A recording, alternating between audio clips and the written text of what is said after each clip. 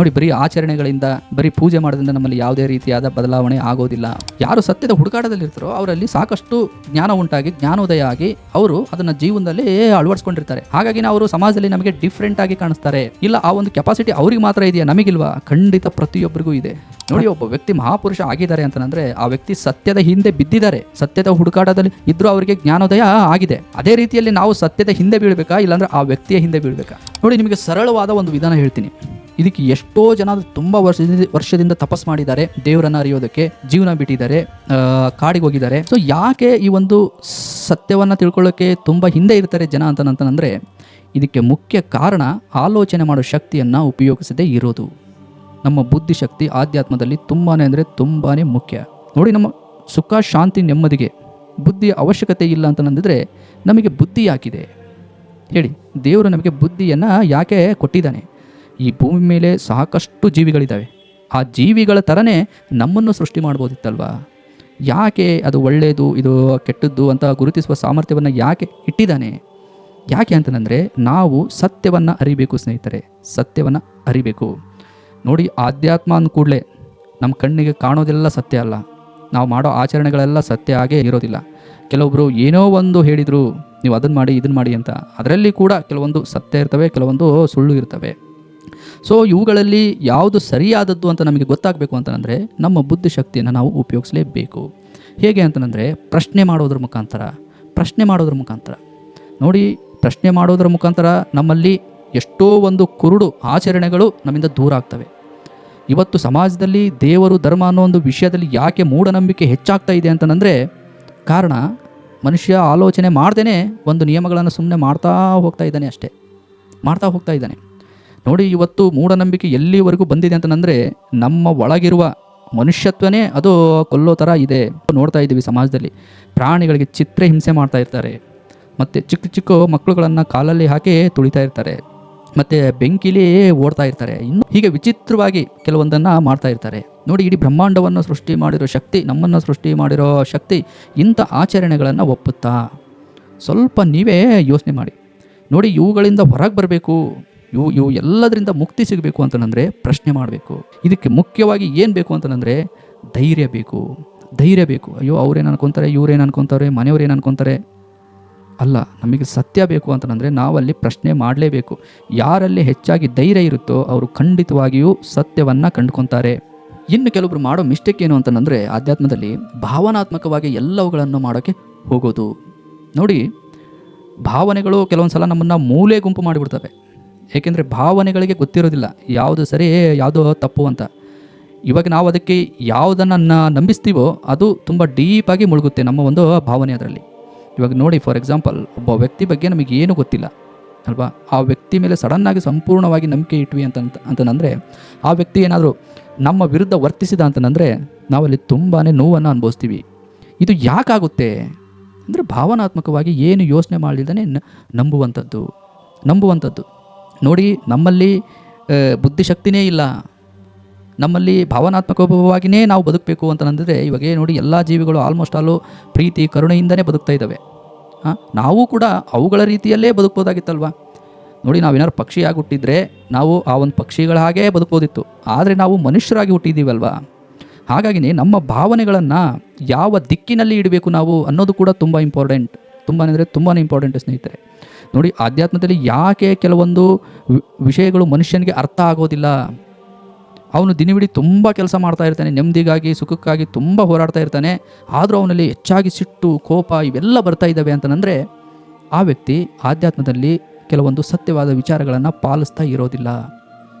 ಹಿಂದೆ ಯಾರೋ ನಮ್ಮ ತಾತ ಮುತ್ತಾತಂದರು ಮಾಡ್ಕೊಂಡ್ಬಂದಿದ್ದಾರೆ, ನಮ್ಮ ತಂದೆ ಕೂಡ ಅದನ್ನೇ ಮಾಡ್ತಾ ಇದ್ದಾರೆ. ಭಾವನಾತ್ಮಕವಾಗಿ ಇಲ್ಲ, ನಾನು ಅದನ್ನೇ ಮಾಡಬೇಕು, ನಮ್ಮ ತಂದೆಯವರು ಮಾಡಿದ್ದು ಅಂತ ವ್ಯಕ್ತಿ ಮಾಡ್ತಾ ಹೋದ ಅಂತಂದರೆ ಅಲ್ಲಿ ವ್ಯಕ್ತಿಗೆ ಸತ್ಯದ ಬಗ್ಗೆ ಅರಿವಾಗೋದಿಲ್ಲ.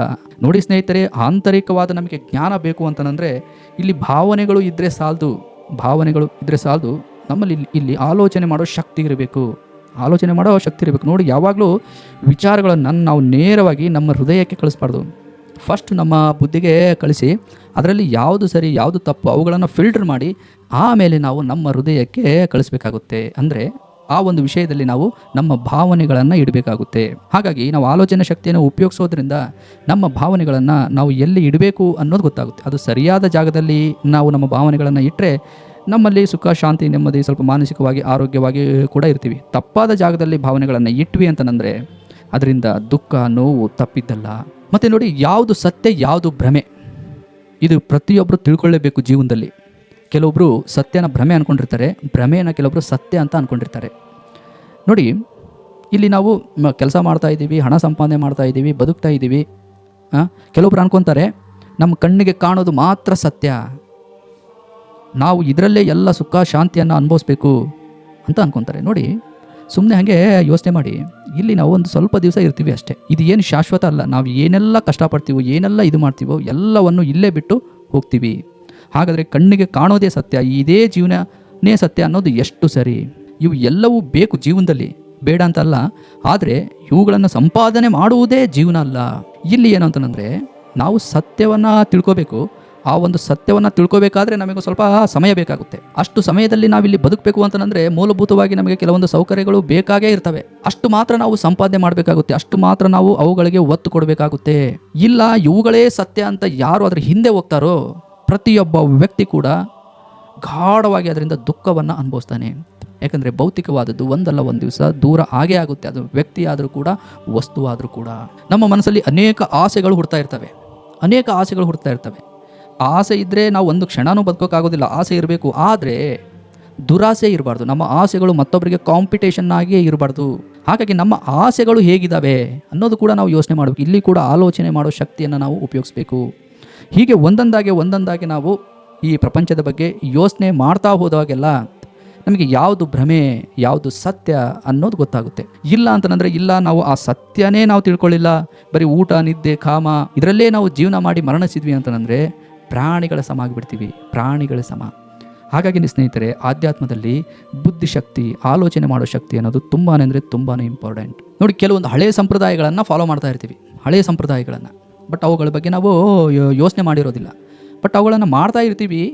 ಅವುಗಳನ್ನು ಮಾಡ್ತಾ ಇದ್ದರೂ ಕೂಡ ಅವುಗಳು ನಮ್ಮ ಮೇಲೆ ಯಾವುದೇ ರೀತಿಯಾದ ಪರಿಣಾಮ ಬೀಳೋದಿಲ್ಲ. ನೋಡಿ, ಒಂದನ್ನು ಮಾಡ್ತಾ ಇದ್ದೀವಿ ಅಂತಂದರೆ ಅದ್ರ ಪ್ರಭಾವ ನಮ್ಮಲ್ಲಿ ಒಂದು ಸ್ವಲ್ಪನಾದರೂ ಬೀಳಬೇಕಲ್ವ. ಅಂದರೆ ಪ್ರಭಾವ ಬೀಳೋದು ಅಂತಂದರೆ ನಮ್ಮಲ್ಲಿ ಏನಾದ್ರು ಒಂದು ಬದಲಾವಣೆ ಆಗಬೇಕು. ಇಲ್ಲ ಅಂದರೆ ಅದರಿಂದ ನಮಗೊಂದು ಜ್ಞಾನ ಸಿಗಬೇಕು. ಇವು ಎರಡೂ ಸಿಗಲಿಲ್ಲ ಅಂತಂದರೆ ನಾವು ಏನೆಲ್ಲ ಕೆಲವೊಂದು ಹಳೆಯ ಸಂಪ್ರದಾಯಗಳನ್ನು ಮಾಡ್ತಾ ಇದ್ದೀವೋ ಅವೆಲ್ಲವೂ ವ್ಯರ್ಥ. ಹಾಗಾಗಿನೇ ಇಲ್ಲಿ ಕೂಡ ಒಂದು ಹಳೆಯ ಸಂಪ್ರದಾಯದಲ್ಲಿ, ರೂಢಿಗಳಲ್ಲಿ ಯಾವುದನ್ನು ನಾವು ಮಾಡಬೇಕು, ಯಾವುದನ್ನು ಮಾಡಬಾರ್ದು, ಯಾವುದರಲ್ಲಿ ಸತ್ಯ ಇದೆ, ಯಾವುದರಲ್ಲಿ ಅಸತ್ಯ ಇದೆ ಅನ್ನೋದು ಕೂಡ ನಾವು ತಿಳ್ಕೊಳ್ಳೋದು ತುಂಬಾ ಇಂಪಾರ್ಟೆಂಟ್. ಇಲ್ಲಿ ಕೂಡ ನಾವು ಆಲೋಚನೆ ಮಾಡೋ ಶಕ್ತಿಯನ್ನು ಉಪಯೋಗಿಸಲೇಬೇಕು. ಕುರುಡು ನಂಬಿಕೆ, ನಾವು ಕೆಲವೊಂದು ಸಲ ಕಥೆಗಳನ್ನು ಕೇಳ್ತಾ ಇರ್ತೀವಿ. ಕಥೆಗಳನ್ನು ಕೇಳಿ ಕೆಲವೊಂದು ಸಲ ಭಾವನಾತ್ಮಕವಾಗಿ ಅವ್ರು ಹೇಳೋದೆಲ್ಲ ನಿಜ ಅಂತ ಹೇಳಿ ನಂಬ್ತಾ ಇರ್ತೀವಿ. ಹೌದು, ಅವರು ಅದನ್ನು ಹೇಳಿದರು, ನಾವು ಅದನ್ನು ಕೇಳಿದ್ವಿ. ಬಟ್ ಆ ಒಂದು ಕಥೆಯನ್ನು ಕೇಳಿದ ಮೇಲೆ ನಮ್ಮಲ್ಲಿ ಯಾವ ರೀತಿ ಬದಲಾವಣೆ ಆಯಿತು, ನಮ್ಮ ಜೀವನದಲ್ಲಿ ಯಾವ ರೀತಿ ಬದಲಾವಣೆ ಆಯಿತು, ನಮ್ಮ ವ್ಯಕ್ತಿತ್ವದಲ್ಲಿ ಯಾವ ರೀತಿ ಬದಲಾವಣೆ ಆಯಿತು. ನೋಡಿ, ಹೀಗೆ ಯಾರೋ ಒಂದು ಕಥೆಗಳನ್ನು ಹೇಳ್ತಾನೆ ಇರ್ತಾರೆ ನಮಗೆ ಸುಮಾರು ಆಧ್ಯಾತ್ಮದಲ್ಲಿ. ಅವರು ಹಾಗೆ ಬದುಕಿದ್ರು, ಅವರು ಅಷ್ಟು ವರ್ಷ ಬದುಕಿದ್ರು, ಅವರು ಇಷ್ಟು ವರ್ಷಗಳ ಕಾಲ ಬದುಕಿದ್ರು, ಅವರು ಅಷ್ಟು ಧ್ಯಾನದಲ್ಲಿ ಮುಳುಗಿದ್ರು, ಅವರು ಹೌದು ಅವರೆಲ್ಲ ಅದನ್ನೆಲ್ಲ ಮಾಡಿದರು. ಬಟ್ ಅದನ್ನೆಲ್ಲ ಕೇಳೋದ್ರಿಂದ ನಮ್ಮಲ್ಲಿ ಯಾವ ರೀತಿ ಬದಲಾವಣೆ ಆಗ್ತಾ ಇದೆ ನೋಡಿ. ಕೆಲವೊಬ್ರು ಏನು ಮಾಡ್ತಾರೆ ಅಂತಂದರೆ, ಇವಾಗ ಯಾರೋ ಒಬ್ಬರು ಮಹಾಪುರುಷರು ಅಂತ ಹೇಳಿ ಸಮಾಜ ಅವರನ್ನು ಪೂಜೆ ಮಾಡ್ತಾ ಇದೆ ಅಂತ ಅಂದ್ಕೊಳ್ಳಿ. ನಾವು ಕೂಡ ಅವರನ್ನು ಪೂಜೆ ಮಾಡೋಕ್ಕೆ ದೇವರು ಅಂತ ಹೇಳಿ ಭಾವಿಸೋಕೆ ಮುಂದಾಗ್ತೀವಿ. ಬಟ್ ಇದು ಸತ್ಯನಾ? ಒಬ್ಬ ವ್ಯಕ್ತಿ ದೇವರಾಗೋಕ್ಕೆ ಸಾಧ್ಯನಾ? ನೋಡಿ, ಇವಾಗ ಯಾವುದೋ ಒಂದು ಕಥೆಯಲ್ಲೋ ಪುರಾಣದಲ್ಲೋ ಒಬ್ಬ ವ್ಯಕ್ತಿ ದೇವರು ಅಂತ ನಮಗೆ ಹೇಳ್ತಾ ಇರ್ತಾರೆ. ಆದರೆ ಒಬ್ಬ ವ್ಯಕ್ತಿ ದೇವರಾಗೋಕ್ಕೆ ಸಾಧ್ಯನಾ? ಸ್ವಲ್ಪ ಯೋಚನೆ ಮಾಡಬೇಕು. ಅಕಸ್ಮಾತ್ ಆ ವ್ಯಕ್ತಿಯನ್ನು ನಾವು ಪೂಜೆ ಮಾಡ್ತಾ ಇದ್ವಿ, ದೇವರು ಅಂತ ಭಾವಿಸಿದ್ವಿ ಅಂತಂದರೆ ನಮ್ಮಲ್ಲಾಗೋ ಬದಲಾವಣೆ ಏನು? ಮುಗೀತು, ಅವ್ರ ಕಾಲನೂ ಮುಗೀತು. ಆ ಕಾಲದಲ್ಲಿ ಅವರು ಹೇಗೆ ಬದುಕಿದಾರೋ ಹಾಗೆ ಬದುಕಿ ಹೋಗಿದ್ದಾರೆ. ಬಟ್ ಇವಾಗ ನಾವು ಹೇಗೆ ಬದುಕ್ತಾ ಇದ್ದೀವಿ ಅನ್ನೋದು ಕೂಡ ಇಂಪಾರ್ಟೆಂಟ್ ಅಲ್ವಾ? ನೋಡಿ, ಎಷ್ಟೋ ಜನ ಏನು ಮಾಡ್ತಾರೆ ಅಂತಂದರೆ, ಅವರಿಗೆ ಜ್ಞಾನೋದಯ ಆಗಿದೆ, ಏನಂದರೆ ದೇವರ ದರ್ಶನ ಆಗಿದೆ. ಹಾಗಾಗಿ ಅವರು ದೇವರು, ನಾವು ಅವರನ್ನು ಪೂಜೆ ಮಾಡಬೇಕು, ಅವರನ್ನು ಪೂಜೆ ಮಾಡಿದ್ರೆ ನಾವು ಸತ್ಯವನ್ನು ನಂಬಿದ ಹಾಗೆ, ದೇವರನ್ನು ಪೂಜೆ ಮಾಡಿದ ಹಾಗೆ ಅಂತ ಹೇಳಿ ಭಾವಿಸ್ತಾರೆ. ನೋಡಿ, ಒಬ್ಬ ವ್ಯಕ್ತಿ ಮಹಾಪುರುಷ ಆಗಿದ್ದಾರೆ ಅಂತಂದರೆ ಆ ವ್ಯಕ್ತಿ ಸತ್ಯದ ಹಿಂದೆ ಬಿದ್ದಿದ್ದಾರೆ, ಸತ್ಯದ ಹುಡುಕಾಟದಲ್ಲಿ ಇದ್ದರೂ ಅವರಿಗೆ ಜ್ಞಾನೋದಯ ಆಗಿದೆ. ಅದೇ ರೀತಿಯಲ್ಲಿ ನಾವು ಸತ್ಯದ ಹಿಂದೆ ಬೀಳಬೇಕಾ, ಇಲ್ಲಾಂದರೆ ಆ ವ್ಯಕ್ತಿಯ ಹಿಂದೆ ಬೀಳಬೇಕಾ? ಒಬ್ಬರು ಹೇಳ್ತಾರೆ, ಇದು ಸಾಮಾನ್ಯ ಜನರಿಗೆಲ್ಲ ದೇವರು ಸಿಗೋದಿಲ್ಲ, ಎಲ್ಲರೂ ಒಂದೇ ರೀತಿಯಲ್ಲಿ ಬದುಕ್ತಾರೆ, ಒಂದೇ ರೀತಿಯಲ್ಲಿ ಮರಣಿಸ್ತಾರೆ, ಒಂದೇ ರೀತಿಯಲ್ಲಿ ಆಹಾರ ಊಟ ಮಾಡ್ತಾರೆ, ಎಲ್ಲರೂ ತಗೊಳ್ಳೋದು ಅದೇ ಗಾಳಿ, ಅದೇ ನೀರು ಕುಡಿತಾರೆ, ಅದೇ ದೇಹ, ಅದೇ ಹಸಿವು, ಎಲ್ರಿಗೂ ಒಂದೇ ರೀತಿಯಲ್ಲಿ ನಡೀತಾ ಇರುತ್ತೆ ಇಲ್ಲಿ ಪ್ರೋಸೆಸ್. ವ್ಯಕ್ತಿ ಯಾವಾಗ ಸಮಾಜದಲ್ಲಿ ಒಂದು ಸ್ವಲ್ಪ ಡಿಫ್ರೆಂಟಾಗಿ ಕಾಣ್ತಾನೆ ಅಂತಂದರೆ, ಸತ್ಯದ ಬಗ್ಗೆ ಕೆಲವೊಬ್ಬರಿಗೆ ತುಂಬ ಕುತೂಹಲ ಇರುತ್ತೆ, ಇಲ್ಲ ನಾನು ದೇವರನ್ನು ತಿಳ್ಕೋಬೇಕು, ಈ ಒಂದು ಹಂಬಲ ಇರುತ್ತೆ. ಯಾರು ಸತ್ಯದ ಹುಡುಕಾಟದಲ್ಲಿರ್ತಾರೋ ಅವರಲ್ಲಿ ಸಾಕಷ್ಟು ಜ್ಞಾನ ಉಂಟಾಗಿ, ಜ್ಞಾನೋದಯ ಆಗಿ ಅವರು ಅದನ್ನು ಜೀವನದಲ್ಲಿ ಅಳವಡಿಸ್ಕೊಂಡಿರ್ತಾರೆ. ಹಾಗಾಗಿ ಅವರು ಸಮಾಜದಲ್ಲಿ ನಮಗೆ ಡಿಫ್ರೆಂಟಾಗಿ ಕಾಣಿಸ್ತಾರೆ. ಇಲ್ಲ, ಆ ಒಂದು ಕೆಪಾಸಿಟಿ ಅವ್ರಿಗೆ ಮಾತ್ರ ಇದೆಯಾ, ನಮಗಿಲ್ವಾ? ಖಂಡಿತ ಪ್ರತಿಯೊಬ್ಬರಿಗೂ ಇದೆ. ಬಟ್ ಯಾಕೆ ಸತ್ಯದ ಹಿಂದೆ ಹೋಗೋದಿಲ್ಲ ಅಂತಂದರೆ, ನೋಡಿ, ಆಲೋಚನೆ ಮಾಡಿ ತನ್ನ ಬುದ್ಧಿಶಕ್ತಿಯಿಂದ ಸತ್ಯವನ್ನು ತಿಳ್ಕೊಳ್ಳೋದಿದೆಯಲ್ವಾ, ಇದು ಸ್ವಲ್ಪ ಕಷ್ಟದ ಕೆಲಸ ಆಗುತ್ತೆ. ಇಲ್ಲ, ಒಬ್ಬರನ್ನ ಪೂಜೆ ಮಾಡಿಬಿಡು, ಅವರಿಗೆ ಸ್ವಲ್ಪ ಆರತಿ ಎತ್ತು, ಅದು ಇದು ಅಂತ ಯಾರಾದರೂ ಹೇಳಿಬಿಟ್ರೆ ಅದನ್ನು ಮಾಡಿಬಿಡ್ತಾರೆ. ಯಾಕಂದರೆ ಅದು ಒಂದು ಕಷ್ಟದ ಕೆಲಸ ಅಲ್ಲ. ಆದರೆ ತನ್ನ ಸ್ವಂತ ಬುದ್ಧಿಯಿಂದ ಆಲೋಚನೆ ಮಾಡೋ ಶಕ್ತಿಯಿಂದ ಪ್ರಶ್ನೆಗಳನ್ನು ಮಾಡಿ ಸತ್ಯವನ್ನು ತಿಳ್ಕೋಬೇಕು ಅನ್ನೋದಿದೆಯಲ್ವಾ, ಇದು ಸ್ವಲ್ಪ ಕಷ್ಟದ ವಿಷಯ. ಇದು ಕಷ್ಟ ಅಂತ ಹೇಳಿ ನಾವು ಇದನ್ನು ಬಿಡೋ ಹಾಗೂ ಇಲ್ಲ. ಯಾಕಂದರೆ ದೇವರು ನಮ್ಮನ್ನು ಸೃಷ್ಟಿ ಮಾಡಿದ್ದಾನೆ ಅಂತಂದರೆ ನಾವು ಆ ಒಂದು ಶಕ್ತಿಯನ್ನು ತಿಳ್ಕೊಳ್ಳೇಬೇಕು, ಅರಿಲೇಬೇಕು. ಹಾಗಾಗಿ ನಾವು ಇಲ್ಲಿ ಕೂಡ ಆಲೋಚನೆ ಮಾಡೋ ಶಕ್ತಿಯನ್ನು ಉಪಯೋಗಿಸ್ಬೇಕು. ಅವ್ರ ಮಹಾಪುರುಷರು ಹೇಗಾದರೂ ಇಂಥ ಪ್ರಶ್ನೆಗಳನ್ನೆಲ್ಲ ಹಾಕೋಬೇಕು. ಅವರೆಲ್ಲ ಅಷ್ಟು ಬದಲಾವಣೆ ಆಗಿದೆ, ನಮ್ಮಲ್ಲಿ ಯಾಕೆ ಬದಲಾವಣೆ ಆಗಿಲ್ಲ? ಅವರಿಗೆ ದೇವರು ಸಿಕ್ಕಿದೆ, ನಮಗೆ ಯಾಕೆ ದೇವರು ಸಿಕ್ಕಿಲ್ಲ? ಇಂಥ ಪ್ರಶ್ನೆಗಳನ್ನು ಹಾಕೋಬೇಕು. ಆವಾಗ ಮಾತ್ರ ನಮ್ಮಲ್ಲಿ ಬದಲಾವಣೆ ಸಾಧ್ಯ. ಇಲ್ಲ ಅಂದರೆ ನಮ್ಮಲ್ಲಿ ಯಾವುದೇ ರೀತಿ ಬದಲಾವಣೆ ಆಗೋದಿಲ್ಲ. ನೋಡಿ, ಬರೀ ಆಚರಣೆಗಳಿಂದ, ಬರೀ ಪೂಜೆ ಮಾಡೋದ್ರಿಂದ ನಮ್ಮಲ್ಲಿ ಯಾವುದೇ ರೀತಿಯಾದ ಬದಲಾವಣೆ ಆಗೋದಿಲ್ಲ. ನೋಡಿ, ನಿಮಗೆ ಸರಳವಾದ ಒಂದು ವಿಧಾನ ಹೇಳ್ತೀನಿ. ಇದಕ್ಕೆ ಎಷ್ಟೋ ಜನ ತುಂಬ ವರ್ಷದಿಂದ ತಪಸ್ ಮಾಡಿದ್ದಾರೆ, ದೇವರನ್ನು ಅರಿಯೋದಕ್ಕೆ ಜೀವನ ಬಿಟ್ಟಿದ್ದಾರೆ, ಕಾಡಿಗೆ ಹೋಗಿದ್ದಾರೆ. ಈ ಒಂದು ಸತ್ಯವನ್ನು ತಿಳ್ಕೊಳ್ಳೋಕ್ಕೆ, ದೇವರನ್ನು ಅರಿಯೋದಕ್ಕೆ ಸರಳವಾದ ವಿಧಾನ ಅಂತಂದರೆ, ನೋಡಿ, ಇವಾಗ ದೇವರು ಕಣ್ಣಿಗೆ ಕಾಣೋದಿಲ್ಲ ನಮಗೆ, ಆದರೆ ಅವನು ಇದ್ದಾನೋ ಇಲ್ವೋ, ಅವನ ಒಂದು ಶಕ್ತಿ ಏನು ಅನ್ನೋದು ನಮಗೆ ಗೊತ್ತಾಗಬೇಕು ಅಂತಂದರೆ, ನಮಗೆ ದೇವರು ಸೃಷ್ಟಿ ಮಾಡಿರೋ, ಭಗವಂತ ಸೃಷ್ಟಿ ಮಾಡಿರೋ ಸೃಷ್ಟಿ ನಮ್ಮ ಕಣ್ಣು ಮುಂದೆ ಇದೆ. ನಾವು ಅದನ್ನು ನೋಡಬೇಕು ಸ್ನೇಹಿತರೆ, ಅದನ್ನು ನೋಡಬೇಕು. ಏನಂದರೆ, ಸುಮ್ಮನೆ ನಾವು ಇವಾಗ ಎಲ್ಲೋ ಒಂದು ಪ್ರವಾಸಕ್ಕೆ ಹೋಗಿರ್ತೀವಿ ಅಂತ ಅಂದ್ಕೊಳ್ಳಿ, ಯಾವುದೋ ಒಂದು ಬೀಚಿಗೆ ಹೋಗಿರ್ತೀವಿ, ಇಲ್ಲಾಂದರೆ ಯಾವ್ದಾದ್ರು ಒಂದು ಬೆಟ್ಟ ಗುಡ್ಡಕ್ಕೆಲ್ಲ ಹೋಗಿರ್ತೀವಿ. ಅಲ್ಲಿ ಹೋಗಿ ಬರೀ ಸೆಲ್ಫಿ ತಗೊಳ್ಳೋ ಬದಲು ಆ ಒಂದು ಪ್ರಕೃತಿಯನ್ನು ನೋಡಿ ಯೋಚನೆ ಮಾಡಬೇಕು. ಅಪ್ಪ, ಈ ಒಂದು ಬೆಟ್ಟ ಎಷ್ಟು ಅದ್ಭುತ ಆಗಿದೆಯಲ್ಲ, ಮತ್ತು ಈ ಒಂದು ಬೆಟ್ಟದಲ್ಲಿ ಸಾಕಷ್ಟು ಗಿಡಗಳಿದ್ದಾವೆ, ಇವು ಎಷ್ಟು ಅದ್ಭುತವಾಗಿ ಹುಟ್ಟಿದಾವಲ್ಲ, ಮತ್ತು ಇಲ್ಲೊಂದು ಸಮುದ್ರ ಇದೆ ಅಂತಂದರೆ, ಅಪ್ಪ, ಈ ಸಮುದ್ರ ಎಷ್ಟು ಅದ್ಭುತವಾಗಿದೆಯಲ್ಲ, ನೀರೆಲ್ಲ ಎಷ್ಟು ಚೆನ್ನಾಗಿದೆಯಲ್ಲ. ಇವುಗಳ ಬಗ್ಗೆ ಯೋಚನೆ ಮಾಡ್ತಾ ಹೋದಾಗೆಲ್ಲ ಇದರ ಹಿಂದಿನ ಇರುವ ಸತ್ಯ ನಮಗೆ ಅರಿವಾಗ್ತಾ ಹೋಗುತ್ತೆ. ನೋಡಿ, ಆಂತರಿಕವಾದ ಜ್ಞಾನ ನಮಗೆ ಗೊತ್ತಾಗೋದು ಹೀಗೇನೆ. ಪ್ರತಿಯೊಂದು ಸೃಷ್ಟಿಯನ್ನು ನಾವು ನೋಡ್ತಾ ಅವುಗಳ ಬಗ್ಗೆ ಆಲೋಚನೆ ಮಾಡ್ತಾ ಹೋದಾಗೆಲ್ಲ ನಮಗೆ ಒಂದು ಸತ್ಯ ಗೊತ್ತಾಗುತ್ತೆ. ಏನಂತಂದರೆ, ನಾವು ಒಂದು ಸತ್ಯದ ಅಡಿಯಲ್ಲಿ ಬದುಕ್ತಾ ಇದ್ದೀವಿ. ಈ ಒಂದು ಪ್ರಪಂಚ ಹಾಗೇ ನಡೀತಾ ಇಲ್ಲ. ಇಲ್ಲಿ ಸಾಕಷ್ಟು ನಿಯಮಗಳಿದ್ದಾವೆ. ನೋಡಿ, ಕಾಲಗಳು ಚೇಂಜ್ ಆಗ್ತಾ ಇದ್ದಾವೆ ಅಲ್ವಾ? ಇಲ್ಲಿ ಮಳೆಗಾಲ, ಬೇಸಿಗೆಗಾಲ, ಚಳಿಗಾಲ ಇವೆಲ್ಲ ಚೇಂಜ್ ಆಗ್ತಾ ಇದ್ದಾವೆ. ಹಗಲು ರಾತ್ರಿ ಆಗ್ತಾ ಇದ್ದಾವೆ. ಸೂರ್ಯನಿಂದ ಬೆಳಕು ಬರ್ತಾ ಇದೆ, ಮತ್ತು ಭೂಮಿಯಿಂದ ನಮಗೆ ಆಹಾರ ಸಿಗ್ತಾ ಇದೆ, ಮತ್ತು ಎಷ್ಟೋ ಕೋಟಿ ಜೀವರಾಶಿಗಳಿದ್ದಾವೆ. ಆಕಾಶದಲ್ಲಿ ರೆಕ್ಕೆ ಬೆಳೆಯೋ ಪಕ್ಷಿಗಳಿದ್ದಾವೆ, ಮತ್ತು ವಿಧವಾದ ಪ್ರಾಣಿಗಳಿದ್ದಾವೆ. ಇವು ಎಲ್ಲವೂ ಇದ್ದಾವೆ ಅಂತಂದರೆ ಇದ್ರ ಹಿಂದೆ ಒಂದು ಶಕ್ತಿ ಇದ್ದೇ ಇರುತ್ತೆ. ಅಕಸ್ಮಾತ್ ಯಾವುದಾದ್ರು ಶಕ್ತಿ ಇಲ್ಲ ಅಂತಂದರೆ ಈ ಒಂದು ಪ್ರಪಂಚ ಅಲ್ಲೋಲ ಕಲ್ಲೋಲ ಆಗಿರ್ತಿತ್ತು. ಇಲ್ಲಾಂದರೆ ಇಷ್ಟೊತ್ತಿಗೆ ಇದರಲ್ಲಿ ಏನಾದ್ರು ಒಂದು ಬದಲಾವಣೆ ಆಗಿರ್ತಿತ್ತು. ಬಟ್ ಇದು ಯಾವುದೂ ಆಗದೇ ಇಷ್ಟು ಪ್ರಶಾಂತವಾಗಿ ನಡೀತಾ ಇದೆ ಅಂತಂದರೆ ಇದ್ರ ಹಿಂದೆ ಒಂದು ಶಕ್ತಿ ಖಂಡಿತ ಇದ್ದೇ ಇದೆ ಅನ್ನೋದು ನಮಗೆ ಜ್ಞಾನೋದಯ ಆಗುತ್ತೆ. ಯಾವಾಗ ಇವುಗಳನ್ನು ನೋಡಿ ಆಲೋಚನೆ ಮಾಡಿದಾಗ ಆವಾಗ ನಮಗೆ ಗೊತ್ತಾಗುತ್ತೆ ನಾವು ಒಂದು ಶಕ್ತಿಯ ಅಡಿಯಲ್ಲಿ ಬದುಕ್ತಾ ಇದ್ದೀವಿ ಅಂತ. ಈ ಒಂದು ಜ್ಞಾನ ಸಿಕ್ತು ಅಂದರೆ ನಮ್ಮಲ್ಲಿರುವ ಅಹಂಕಾರ ಆಟೋಮೆಟಿಕ್ಕಾಗಿ ಕಡಿಮೆ ಆಗಿಬಿಡುತ್ತೆ. ನಮ್ಮಲ್ಲಿರೋ ದುರಾಸೆ ಆಟೋಮೆಟಿಕ್ಕಾಗಿ ಕಡಿಮೆ ಆಗಿಬಿಡುತ್ತೆ. ನಮ್ಮಲ್ಲಿರೋ ದ್ವೇಷ, ಅಸೂಯೆ ಇವೆಲ್ಲವೂ ಮಾಯ ಆಗ್ತವೆ. ಯಾಕೆ ಅಂತಂದರೆ ನಮಗಿಂತ ಒಂದು ದೊಡ್ಡ ಶಕ್ತಿ ಇದೆ. ಆ ಒಂದು ಶಕ್ತಿ ಮುಂದೆ ನಾವು ಏನೂ ಇಲ್ಲ. ಇದುವರೆಗೂ ನಾವು ಅಂದ್ಕೊಂಡಿರ್ತೀವಿ ಎಲ್ಲ ನನ್ನಿಂದನೇ ಸಾಧ್ಯ, ನಾನು ಮಾಡಿದ್ರೇ ಆಗೋದು ಅಂತ ಹೇಳಿ ಎಲ್ಲವೂ ನಾನು ಅನ್ನೋದನ್ನು ಸಿಕ್ಕಾಪಟ್ಟೆ ತುಂಬ್ಕೊಂಡಿರ್ತೀವಿ.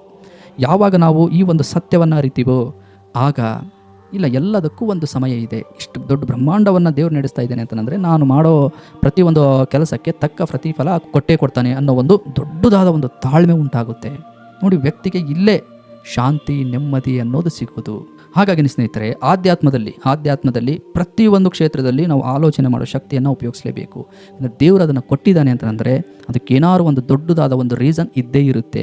ಇಲ್ಲಿ ವೇಸ್ಟಾಗಿ ದೇವರು ಯಾವುದನ್ನು ಸೃಷ್ಟಿ ಮಾಡಿಲ್ಲ, ಸೃಷ್ಟಿ ಮಾಡೋದೂ ಇಲ್ಲ.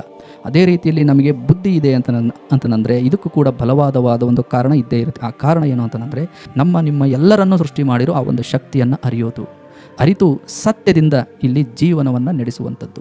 ಸತ್ಯದಿಂದ ಜೀವನವನ್ನು ನಡೆಸೋಕೆ ಸ್ನೇಹಿತರೆ ಇದು ತುಂಬ ಕಷ್ಟಪಡಬೇಕಾಗಿಲ್ಲ, ತುಂಬ ಕಷ್ಟಪಡಬೇಕಾಗಿಲ್ಲ. ಏನಿಲ್ಲ, ನಮ್ಮಲ್ಲಿರೋ ಅತಿಯಾದ ದುರಾಸೆ, ದ್ವೇಷ ಇವು ಎಲ್ಲವನ್ನು ನಮ್ಮಿಂದ ಸ್ವಲ್ಪ ಪಕ್ಕಕ್ಕಿಡಬೇಕಷ್ಟೇ, ಪಕ್ಕಕ್ಕಿಡಬೇಕು. ಆಗ ನಾವು ವಸ್ತುಗಳಲ್ಲಿ ನೆಮ್ಮದಿಯನ್ನು ಹುಡುಕೋದಿಲ್ಲ, ನಮ್ಮಲ್ಲೇ ನಾವು ನೆಮ್ಮದಿಯನ್ನು ಹುಡುಕ್ತೀವಿ. ನಾವು ಪ್ರತಿಯೊಂದು ಕೆಲಸ ಮಾಡುವಾಗ ಅದರಲ್ಲಿ ಕೂಡ ನೆಮ್ಮದಿಯನ್ನು ಹುಡುಕ್ತೀವಿ, ಮತ್ತು ಏನಾದ್ರು ಒಂದು ಮಾತಾಡಬೇಕಾದ್ರೆ ಅದರಲ್ಲಿ ಕೂಡ ನೆಮ್ಮದಿಯನ್ನು ಹುಡುಕ್ತೀವಿ. ಪ್ರತಿಯೊಂದರಲ್ಲೂ ನಾವು ಆಲೋಚನೆ ಮಾಡಿ ಒಂದು ಸ್ಟೆಪ್ಪನ್ನು ಮುಂದೆ ಇಡ್ತೀವಿ. ಹೀಗಿದ್ದಾಗ ಮಾತ್ರ ನಮಗೆ ಮನಃಶಾಂತಿ ಅನ್ನೋದು ಸಿಗುತ್ತೆ. ಹಾಗಾಗಿ ಆಲೋಚನೆ ಮಾಡೋ ಶಕ್ತಿ ಅನ್ನೋದು ಮನುಷ್ಯನನ್ನು ದಾರಿ ತಪ್ಪಿಸಲ್ಲ, ಅದು ಸತ್ಯದ ಕಡೆಗೆ ನಡೆಸುತ್ತೆ. ಇದು ಏನಂದರೆ ಒಂದು ದೀಪದ ಥರ ಕೆಲಸ ಮಾಡುತ್ತೆ. ನೋಡಿ, ನಾವು ಇದನ್ನು ಎಷ್ಟು ಬೆಳಗಿಸ್ತೀವೋ ಅಷ್ಟು ವಿಶಾಲವಾದ ನಮಗೆ ದಾರಿ ಅಂದರೆ ಸತ್ಯದ ಅರಿವು ನಮಗೆ ಆಗುತ್ತೆ.